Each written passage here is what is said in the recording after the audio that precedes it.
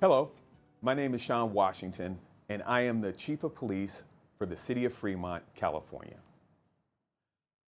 The Fremont Police Department would like community members to know about a disturbing trend, which you already may be aware of: the dangerous drug fentanyl. I would like to make you aware of some important information. Fentanyl is a synthetic opioid that is up to 50 times stronger than heroin and 100 times stronger than morphine. It is a major contributor to fatal and non-fatal overdoses in the U.S. Powdered fentanyl looks like many other drugs.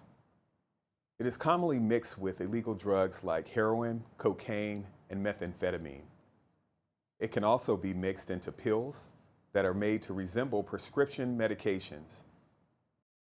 Fentanyl-laced drugs are extremely dangerous, and many people may be unaware a drug is laced with fentanyl. In its liquid form, fentanyl can be found in nasal sprays, eye drops, and dropped onto paper or small candies. In the city of Fremont, we have had numerous calls for service related to fentanyl toxicity and overdose in 2022. Our officers now carry naloxone, also commonly known as Narcan, which is a medication used to reverse the opioid overdose. On multiple occasions, officers have administered Narcan to people believed to be suffering from an opioid overdose. This life-saving measure exponentially increases the safety of the community as the nation's opioid epidemic persists. This is an important topic we wanted to bring to our Fremont community members in order to educate themselves and loved ones on the dangers of fentanyl. I would now like to introduce Fremont community member Kathy Miranda, whose son, Garrett Miranda, sadly passed away after unknowingly taking fentanyl. Hi, my name is Kathy Miranda, and I'm here to talk to you today about my son, Garrett Miranda, who was born in Hayward, California in October 5th, 1995. He was born with autism. He loved fishing, music. He was a musician.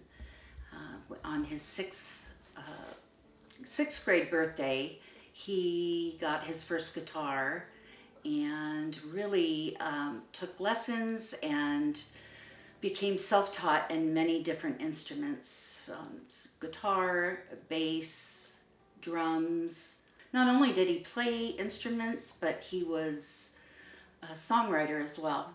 So Garrett was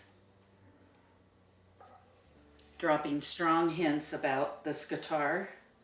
That's another reason why I know it was definitely an accident. He wanted this guitar so bad, this Gibson.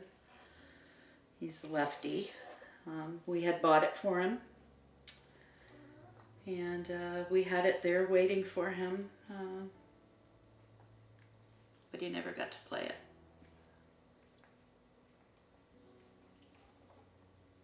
He never saw Christmas that year. Garrett lived in Fremont all his life since he was 2 months old. When he was 3 years old, he went to Hirsch for preschool. And from there, he went to Holy Spirit Elementary School. And for there, he went to Glenmore Elementary for a little while. And then finished off at Moreau Catholic High School in Hayward. He was struggling with anxiety, and a doctor prescribed him Xanax, and he became addicted to the Xanax. When he gave me the Xanax was to prove to me that he would only take it as prescribed. One night, December 6th, 2020, he sought out more Xanax. The reason why I know that is because I have his prescription in my safe. We believe that Garrett purchased Xanax from somebody but it was laced with fentanyl. And that's one pill. One pill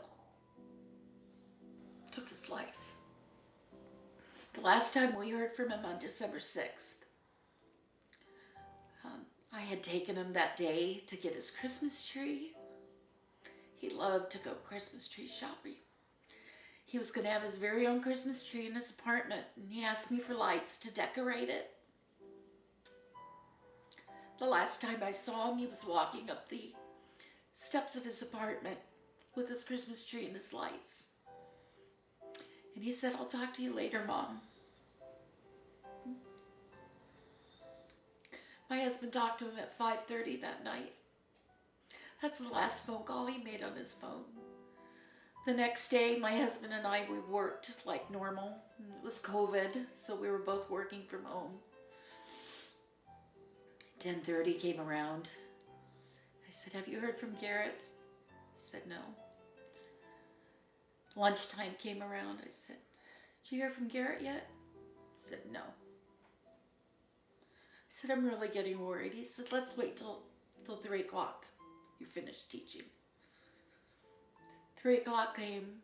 No one heard from Garrett. See, Garrett, with his autism, he called either us, his parents, or his grandparents 7, 8 times a day. So for no one to hear from him that day at all was extremely unusual. We got in our car around 5 o'clock, headed over to his apartment, but the door was locked. My husband had given him the last key because he was always losing his keys. So luckily my husband was on the lease and was able to get a locksmith to come unlock the door. Somehow he had convinced me to go home and wait in case Garrett showed up there. I think he knew. And when I called him to find out what was going on, he just kept screaming, "I'm sorry. I'm sorry. I'm sorry. He's gone. Our baby was gone. Because of one pill." And the reason why I want to talk so badly with you today, and I want my message to go out, is because I don't want this to happen to one more family. I don't want it to happen to one more teenager, one more young adult. I don't want it to happen to another mother or another father. So I beg you today to please talk to your children about fentanyl and just not taking any pills from anybody that even if they think they know that person, not to take it from anyone.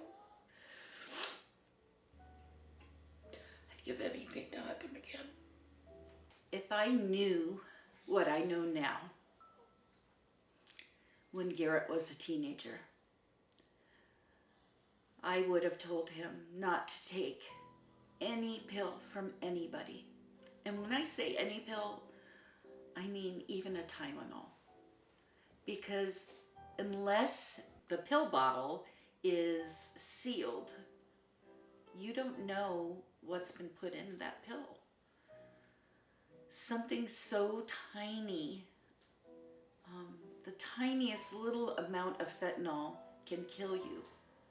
And that's why it's so easy for people to put this into pills.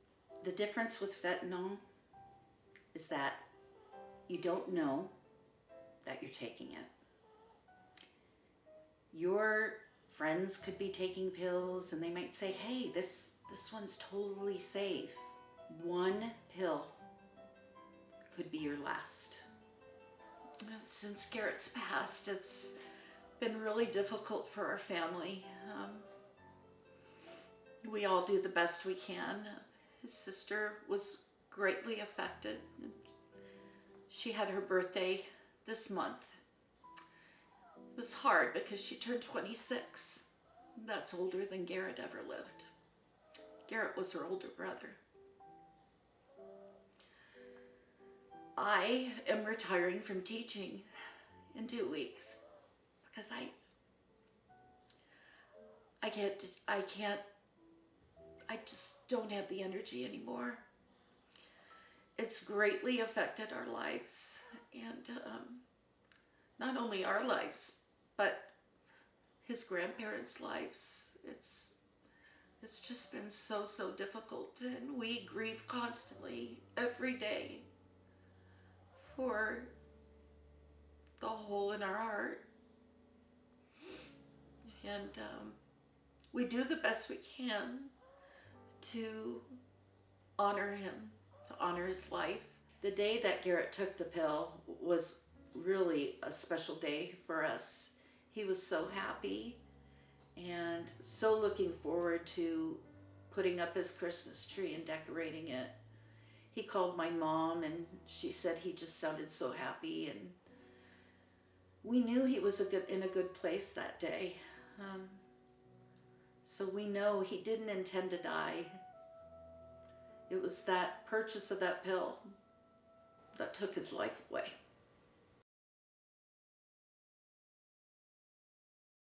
Thank you, Kathy, for sharing your story, and I hope this message will help prevent future overdose and overdose deaths.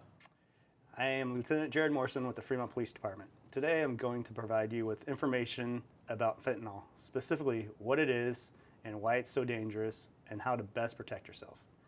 Fentanyl was first developed to provide opioid pain management in 1959.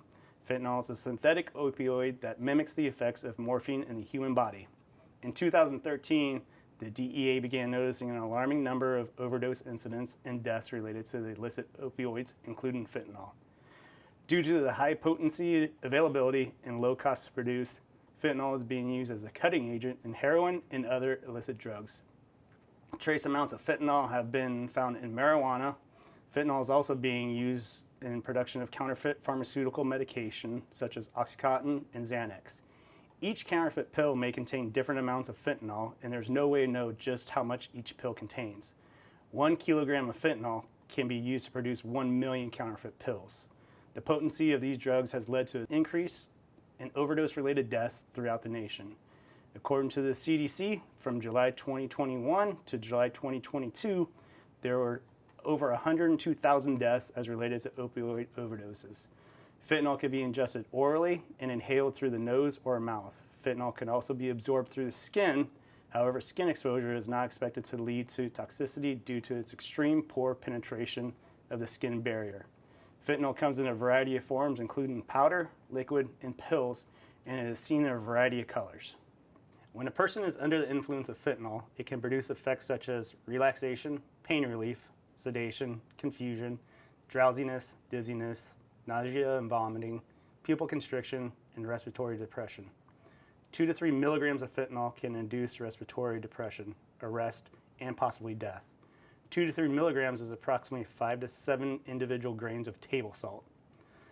Signs someone may be overdosing on fentanyl may include slow breathing or no breathing, drowsiness, disorientation, sedation, pinpoint pupils, skin rash, or clammy skin. Symptoms usually occur within minutes of exposure or ingestion. Fentanyl overdose lowers the heart rate, depresses the respiratory system. If someone is suspected of ingesting or being exposed to fentanyl, seek immediate medical attention. If someone exhibits overdose symptoms, administer Narcan. If fentanyl was ingested through the mouth or eyes and the person is conscious, rinse the eyes and mouth with cold water. If there is skin contact with fentanyl, immediately wash the area with soap and water. Do not use hand sanitizer as it may increase absorption of fentanyl through the skin. I hope that with this information you are better prepared to stay safe should you come into contact with fentanyl or assist a loved one who may be overdosing on fentanyl. We encourage you to talk with your family members, including children, about how to avoid this dangerous drug. For more information on the dangers of fentanyl and how to stay safe, please visit the CDC or the DEA's websites.